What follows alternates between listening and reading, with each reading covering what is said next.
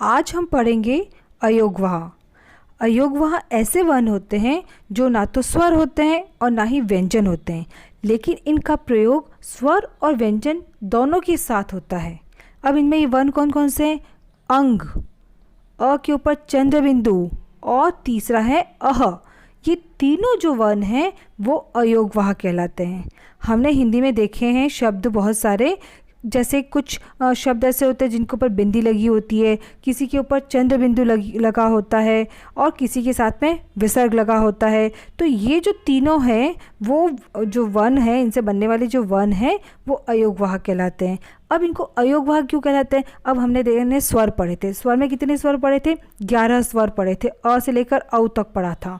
व्यंजन पढ़े थे, क से म तक स्पर्श व्यंजन थे, फिर उसके बाद में अंतस्थ व्यंजन थे, फिर श श ह थे वो ऊष्म व्यंजन थे। हमने पूरी वर्णमाला के सारे वर्ण ले लिए, लेकिन दो वर्ण जो स्वर के साथ में लिखे जाते हैं, अंग और अह, उसका अध्ययन हमने अभी तक नहीं किया।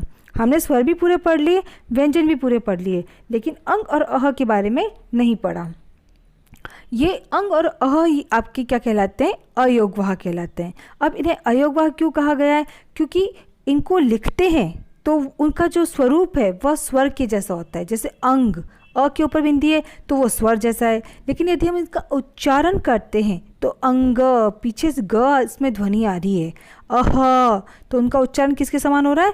व्यंजन के समान हो रहा है। इसीलिए इनको न तो स्वर के साथ रखा जाता है न व्यंजन के साथ रखा जाता है, इसीलिए इन्हें अयोगवाह कहा जाता है। और इनका जो प्रयोग है वो स्वर और व्यंजन दोनों के साथ होता है।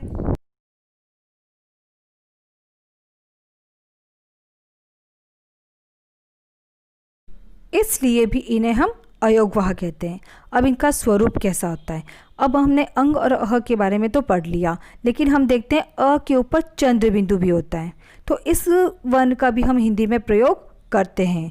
तो अंग और अ जो बिंदु है, चंद्र बिंदु है, इन दोनों में भी थोड़ा सा अंतर होता है। ठीक है, तो जो अंग है उसे हम अनुस्वार कहते हैं।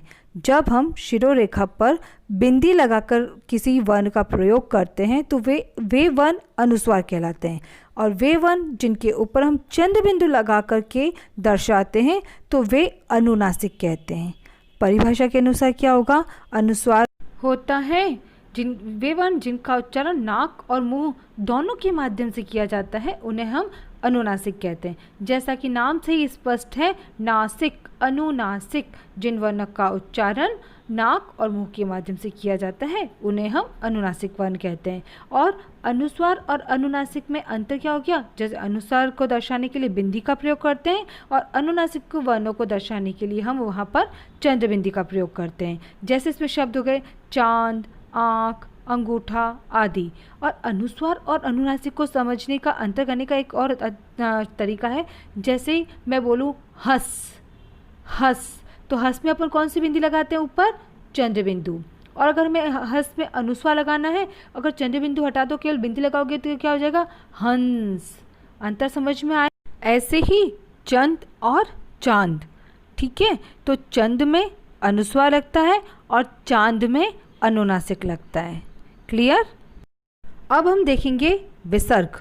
विसर्ग में जैसे अह, इसका उच्चारण किसकी तरह होता है? ह की तरह होता है, अह। और इसे हम दर्शाते कैसे हैं? दो बिंदियों के रूप में दर्शाते हैं।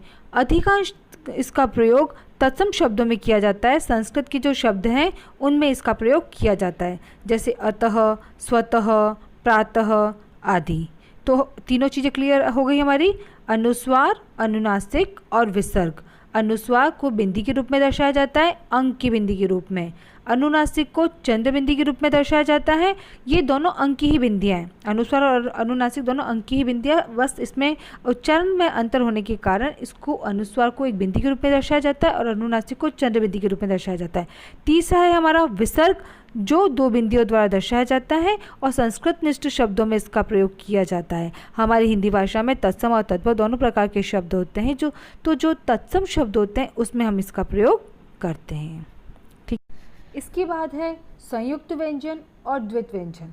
संयुक्त व्यंजन में आते हैं क्ष, त्र, ज्ञ और श्र। क्ष किससे बनता है? क, धन, श, षटकोण वाला। जैसे एक शब्द बन गया क्षत्रिय, त्र किससे बनेगा, त प्लस र, क्या बन जाएगा, त्र।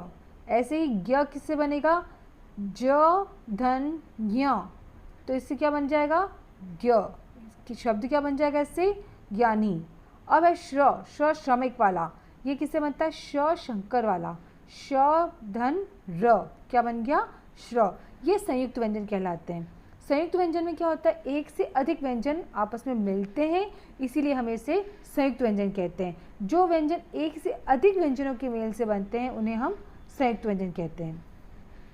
इसके बाद में द्वित व्यंजन। द्वित व्यंजन में क्या होता है, द्वित व्यंजन में क्या होता है कि समान व्यंजन एक के बाद एक लगातार आते हैं, ठीक है, कंटिन्यू आते हैं। जैसे शब्द है धक्का, तो क क दोनों समान व्यंजन एक साथ में आए ना, ऐसे ही धक्का मक्का दोनों में कौन से व्यंजन आ रहे हैं, क क, और दोनों कैसे होंगे, समान होंगे। इसके बाद में मिट्टी, ट ट समान व्यंजन, पत्ता त त।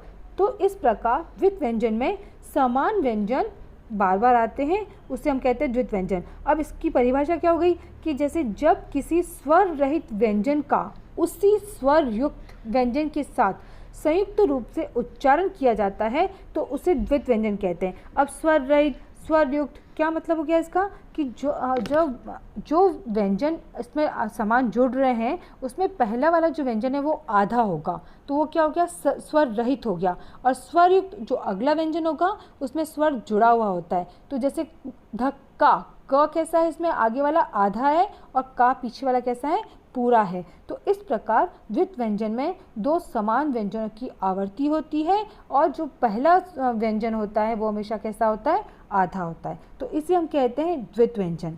अब इसके बाद में है उच्चारण के आधार पर व्यंजनों के प्रकार। जैसा कि हमने स्वर में पढ़ा था, स्वर के उच्चारण के आधार पर कितने भेद बताए थे, ह्रस्व स्वर, दीर्घ स्वर और प्लुत स्वर। वैसे ही व्यंजनों के भी उच्चारण के आधार पर दो भेद हैं, अल्प प्राण व्यंजन और महाप्राण व्यंजन। अब जैसा वो स्वर था तो उसमें ह्रस्व स्वर था, ह्रस्व स्वर में क्या था, जिनके उच्चारण में कम समय लगता है। ऐसे ही अल्प प्राण व्यंजन में भी ऐसा ही है, जिन व्यंजनों के उच्चारण में कम समय तथा कम वायु की ज़रूरत होती है उसे हम अल्प प्राण व्यंजन कहते हैं। इसके विपरीत महाप्राण व्यंजन कैसे हो गए, जिन व्यंजनों के उच्चारण में श्वास अधिक मात्रा में प्रयोग होती है उसे हम महाप्राण व्यंजन कहते हैं। आई बात समझ में, जिसमें अधिक समय लगता है, अधिक श्वास का प्रयोग होता है, वो महाप्राण होगा। इसीलिए यहाँ पे महाप्राण बोला है। अल्प प्राण और महाप्राण क्यों बोला है, ये किससे रिलेटेड है, श्वास से, ठीक है। अल्प प्राण में कम वायु की ज़रूरत होती है और महाप्राण में अधिक श्वास की ज़रूरत होती है, बस ये दोनों में अंतर होता है। अब उधर ह्रस्व स्वर और दीर्घ स्वर में क्या था, अ ह्रस्व स्वर था, आ दीर्घ स्वर था। इसमें भी व्यंजन में ऐसे ही है, क अल्प प्राण है, ख महाप्राण है, ग अल्प प्राण, घ महाप्राण। एक व्यंजन को छोड़कर के दूसरा व्यंजन, एक को छोड़कर एक जो होता है ना अल्टरनेट, वैसा ही इसमें भी है। तो ये अल्प प्राण और महाप्राण है, तो ये आपको समझना है, आगे समझ में, ठीक है। चल, इसी के साथ ही हमारा ये जो टॉपिक है वर्ण विचार वो समाप्त होता है। अगर आपको कोई समस्या हो तो आप पूछ सकते हैं।